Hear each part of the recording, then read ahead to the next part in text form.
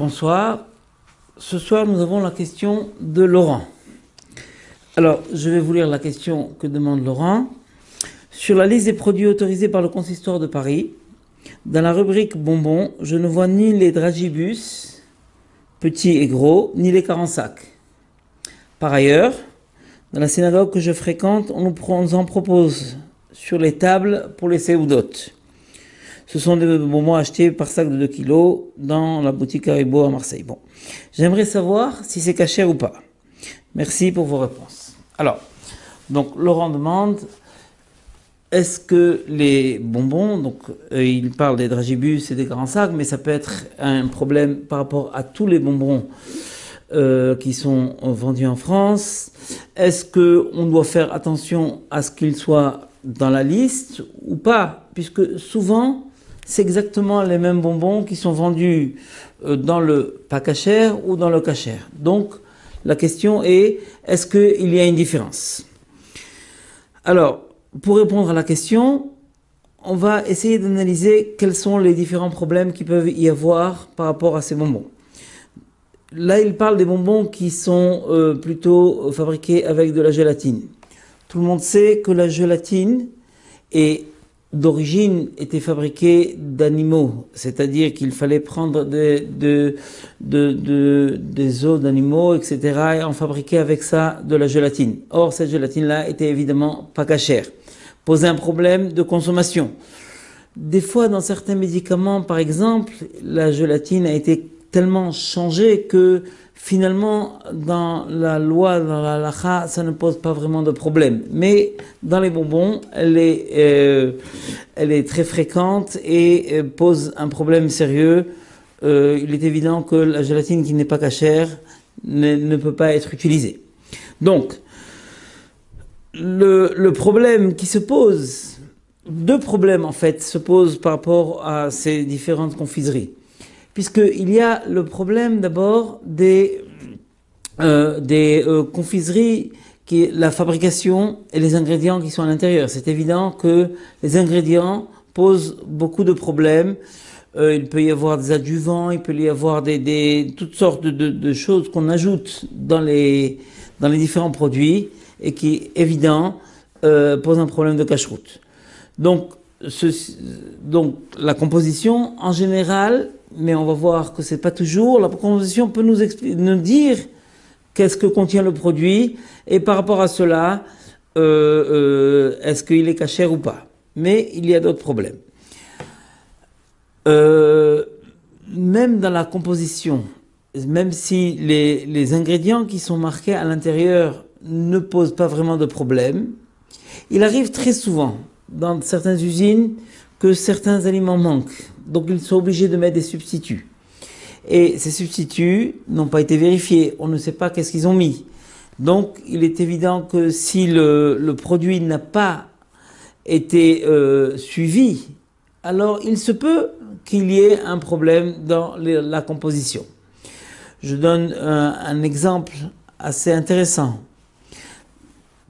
Les chocolats. On sait que les chocolats, il y a des chocolats au lait, il y a des chocolats noirs.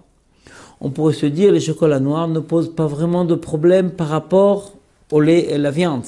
Or, la législation en France exige un certain pourcentage de lait pour pouvoir marquer dans la composition qu'il y a du lait. C'est-à-dire, tant qu'il n'y a pas cette quantité de lait, je n'ai pas le droit d'appeler ce chocolat, dans l'appellation, je n'ai pas le droit de l'appeler au lait. Et il est possible que dans la composition, ça ne soit pas marqué lait, parce que je n'ai pas le droit de l'écrire, parce que je n'ai pas mis assez de lait dans mon chocolat, et donc je l'appelle chocolat noir. Et finalement, ça peut aller jusqu'à 10% de lait, tant qu'on n'est pas arrivé à la quantité que la législation oblige. Je ne dois pas marquer, non seulement je ne marque pas, mais je n'ai pas le droit de marquer que c'est un chocolat au lait. Et donc, je vais l'appeler chocolat noir. D'ailleurs, il est arrivé une histoire, il y a quelques années, un enfant qui avait des problèmes, qui était allergique au lait, et qui a pris un chocolat noir. Et finalement, il s'est retrouvé à l'hôpital. Pourquoi? Parce que la quantité de lait était infime, c'est vrai, mais il y avait un petit peu de lait, mais quand même, ça posait problème. Depuis, cet enfant, l'histoire s'est passée en Israël, quelqu'un de pas du tout religieux, il ne prend que le chocolat avec une cacheroute une très bonne cacheroute, un tampon qui est tout à fait valable. De ce fait, quand c'est marqué il n'y a pas de lait, il est persuadé qu'il n'y a pas de lait. D'abord pour la composition et en plus parce qu'on va expliquer bientôt. Donc le premier problème qui se pose par rapport aux différents bonbons, c'est aux différentes confiseries, c'est le problème des ingrédients. Et ça, à partir du moment où le produit n'est pas sur la liste, il se peut que les ingrédients ne soient pas cachés. On ne comprend pas toujours toutes les différentes composantes des ingrédients. Il peut y avoir des abrégés, ou des chiffres qu'on ne comprend pas. Donc, cela pose problème. Mais même, disons, qu'on retrouve des confiseries d'un côté ou de l'autre, le même paquet, etc.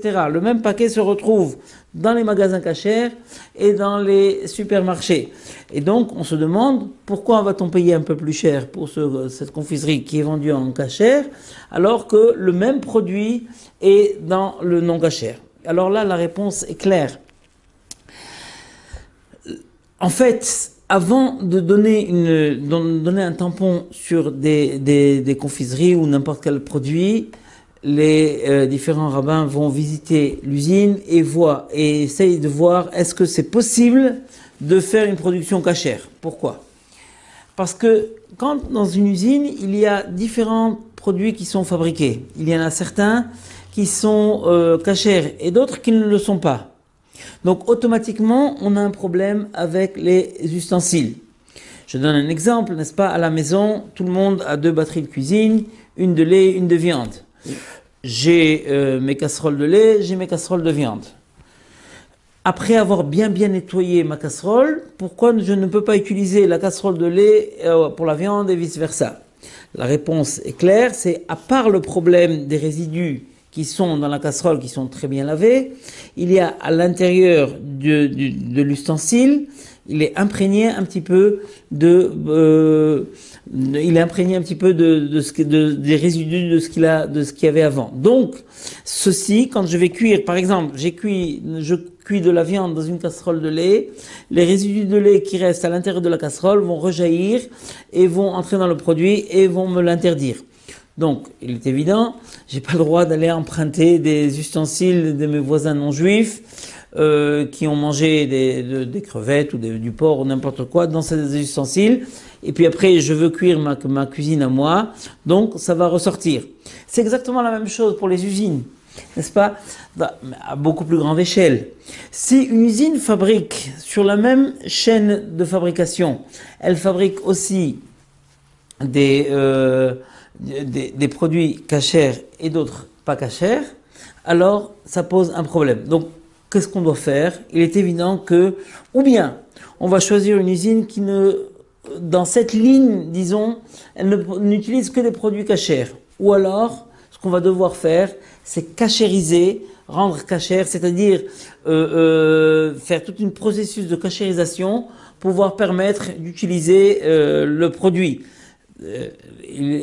On voit un exemple, par exemple, certaines boulangeries qui font du pain avec du jambon. Ça arrive, du pain au lard, etc. et tout.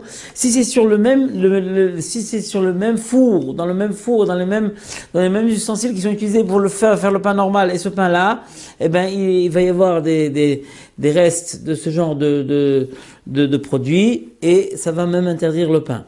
Donc, ça arrive très très souvent dans les usines, la production de confiserie, même si les ingrédients eux-mêmes ne posent aucun problème au départ, mais puisque les ustensiles n'ont pas été cachérisés, ça pose un problème.